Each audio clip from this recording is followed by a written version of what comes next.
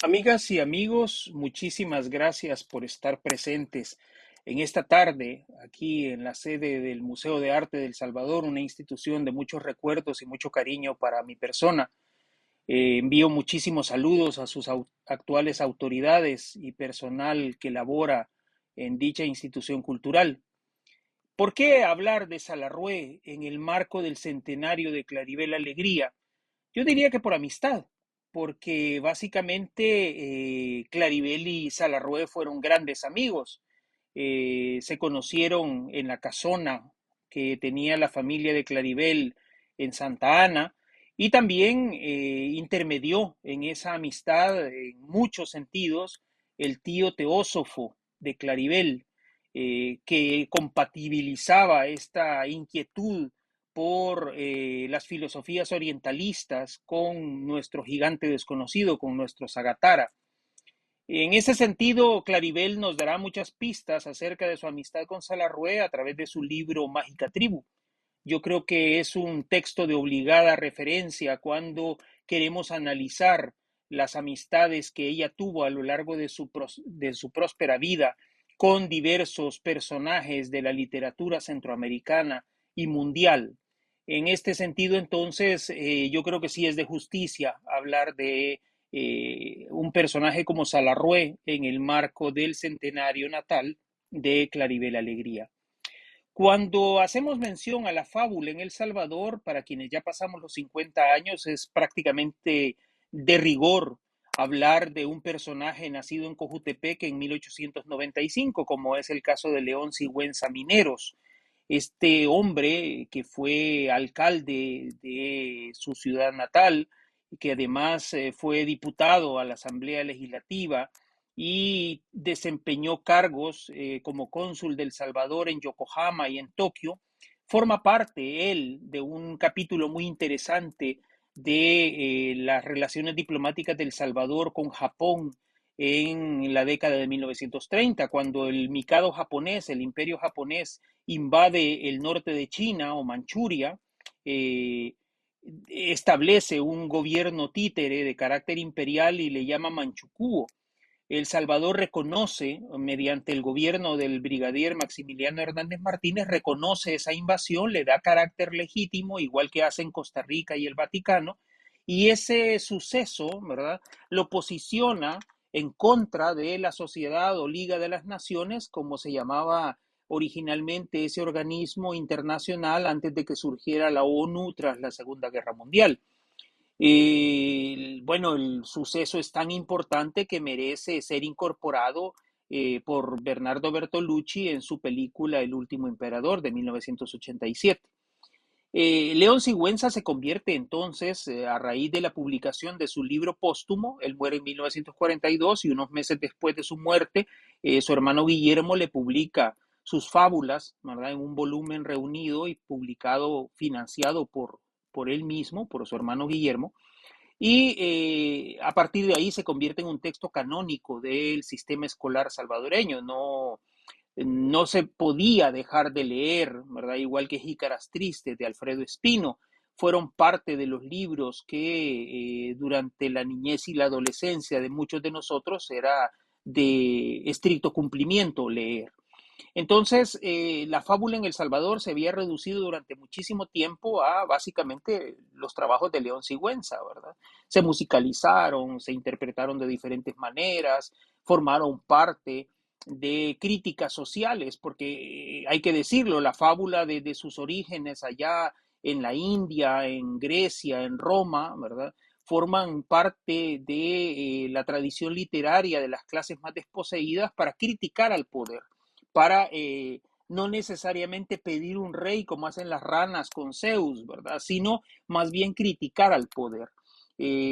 Criticar al lobo, al zorro, al león, al tigre, criticar a los que detentan, ¿verdad?, el poder de alguna manera. En ese sentido, entonces, la fábula se convirtió en una herramienta literaria, ¿verdad?, para que las personas pudieran expresar lo que estaban sintiendo respecto a quienes los oprimían, a los dictadores, a los tiranos, ¿verdad?, a todos los que formaban parte de las élites económicas, sociales, políticas y culturales de sus territorios. Y eso a lo largo de los siglos, ¿verdad? Entonces, en el caso de El Salvador también, ya para 1825, el Semanario Político Mercantil de San Salvador, el primer periódico nacional, recoge varias fábulas de carácter anónimo, ¿verdad? Que están criticando cómo los independentistas están conduciendo los destinos del Estado que se está formando, ¿verdad? Del Estado de El Salvador que apenas están haciendo en esas épocas. Y bueno, la fábula también tiene ese carácter, ¿verdad? Que permitió ser anónimo, una crítica anónima, ¿verdad? Que era de fácil lectura y que además era de fácil memorización, porque muchas de estas fábulas se transmitían de forma oral, ¿verdad? Para que la gente las pudiera utilizar y las pudiera transmitir, ¿verdad? De generación en generación. Entonces, dentro de esa larga tradición, ¿verdad? Los intelectuales salvadoreños no dejaron de escribir fábulas a lo largo de la independencia, la república, ¿verdad? La consolidación de los gobiernos liberales, ¿verdad? Después de la revolución de 1871, pero tampoco consideraron que la fábula era un género apropiado de carácter, ¿verdad?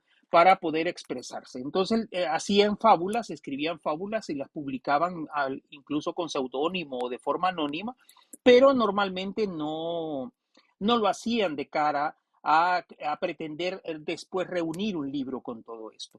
Cuando regresa a El Salvador, luego de estudiar dibujo, pintura y escultura en Estados Unidos, específicamente en la Corcoran School of Arts de Washington, D.C., Salarrué, ¿verdad? Que vuelve con 23 años, eh, se da cuenta que los destinos del país están bajo prácticamente la dirección de dos familias, ¿verdad? Los Meléndez y los Quiñones. Y él empieza a criticar toda aquella situación que se está dando. En 1922, el 12 de junio de 1922 específicamente, El Salvador sufre el impacto de un huracán, ¿verdad? Y se inunda gran parte de la ciudad de San Salvador y se producen más de 300 muertes a causa de esas inundaciones, ¿verdad? Debidas a las lluvias.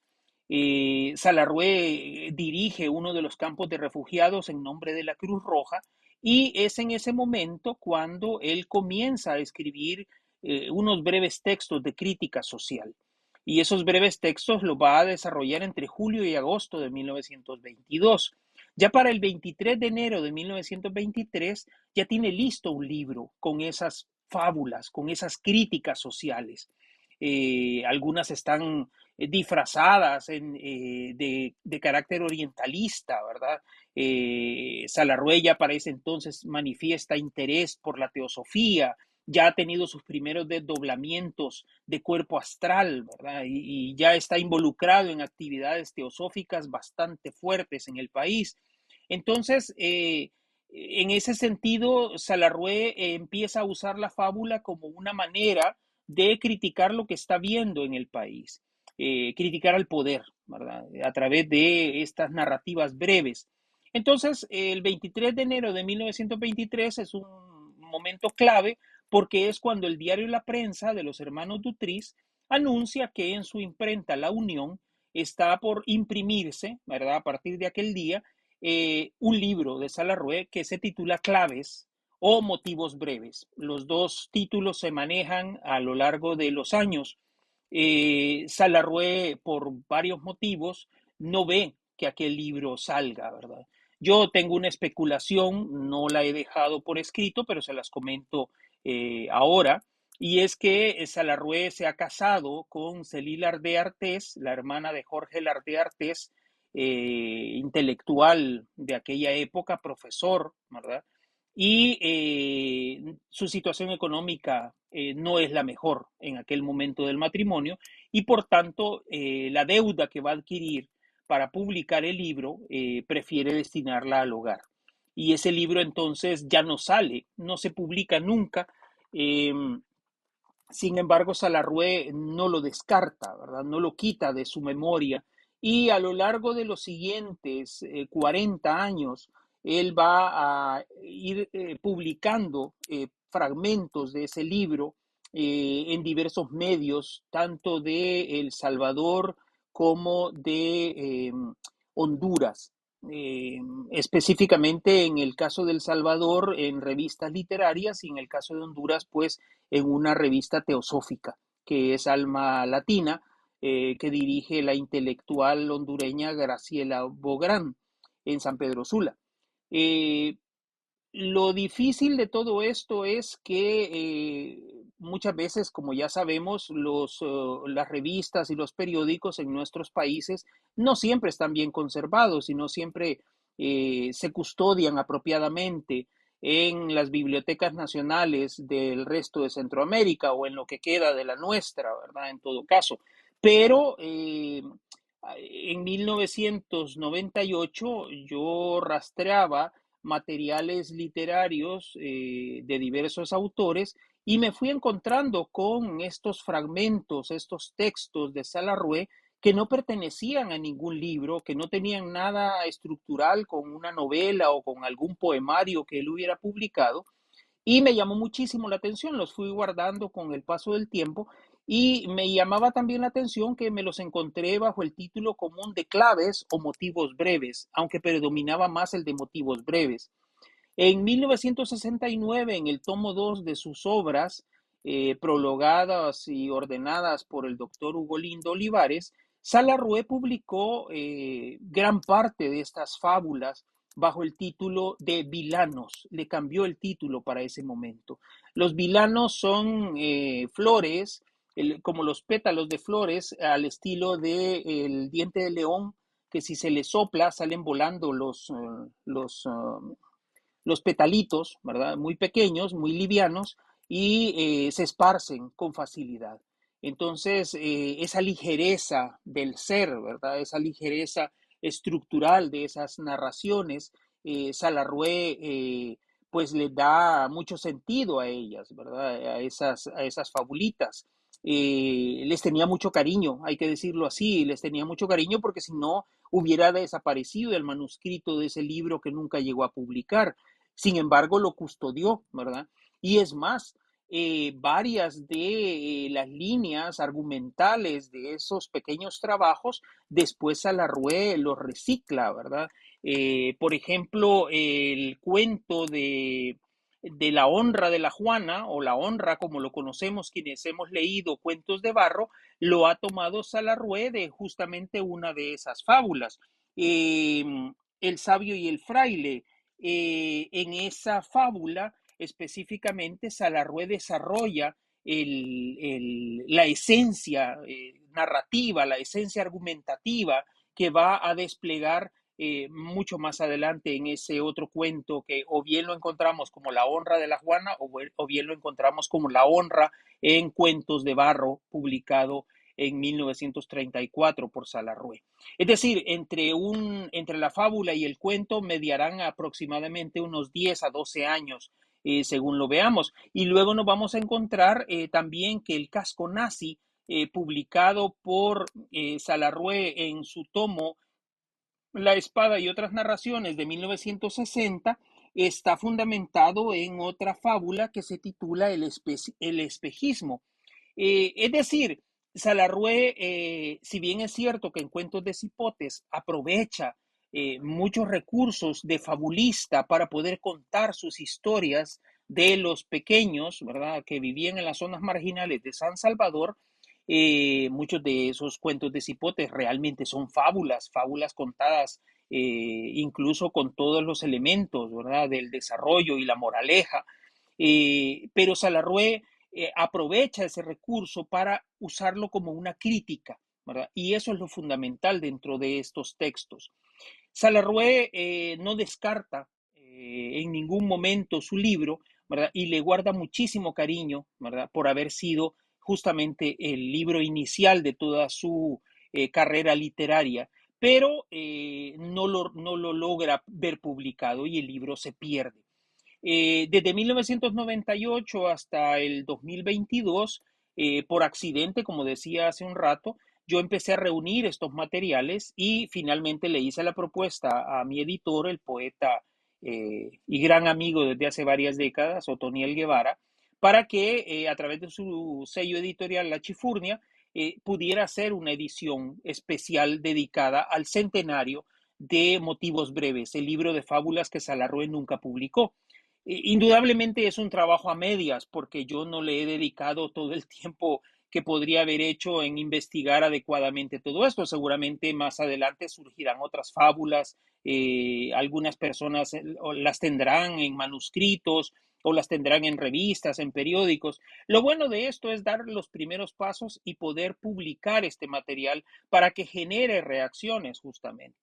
Entonces, ahora que sale esta nueva edición, una edición más popular, la edición del 2022 solo fueron 50 ejemplares, cosa que le agradezco enormemente a personas como Otoniel, como Carlos Enríquez Consalvi del Museo de la Palabra y la Imagen, que permitió la consulta de Vilanos, del manuscrito, digamos así, que tiene custodiado el MUPI ahí en San Salvador, y a otras personas que colaboraron con la edición, pero era momento en el cual saliera una segunda edición más popular para que más personas pudieran tener acceso a los materiales fabulatrices de Salarrué. Entonces, la intención de este tomo es justamente eso, que ustedes y otras personas en los meses y los años futuros puedan acceder a ese material de Salarrué. Y se van a encontrar con sorpresas, ¿verdad? Se van a encontrar con sorpresas y van a descubrir a un Salarrué de un manejo muy sencillo de la palabra, pero además muy profundo, ¿verdad? Mucha de la mística de Salarrué, mucho de la narrativa del gran Salarrué está contenida en estas pequeñas fábulas. Así que yo les hago la más cordial invitación y les agradezco de nuevo que hayan estado presentes en esta presentación, ¿verdad? Les hago la más atenta invitación a que adquieran el libro, lo lean, lo difundan y sobre todo lo comenten porque es de esa manera como le vamos a rendir un gran homenaje a Salarrué, nuestro gigante desconocido, un hombre que requiere, ¿verdad?, ser estudiado permanentemente en un país como el nuestro, como El Salvador. Él, Claudia Lars, ¿verdad?, Ricardo Trigueros de León, Roque Dalton, ¿verdad?, y otros hombres y mujeres forman parte de nuestra cultura nacional. Esa cultura nacional que a veces la vemos en franco peligro, pero que gracias a personas como Otoniel y su sello editorial La Chifurnia, pues nos damos cuenta de que todavía hay esperanzas de que las palabras, ¿verdad? Las palabras, las vidas, las cosas trasciendan el tiempo y puedan llegar mucho más lejos. Muchísimas gracias por haber estado y muchísimas gracias por organizar este evento, esta feria del libro y bueno, pues sigamos disfrutando de Salarrué y también del centenario de Claribel Alegría.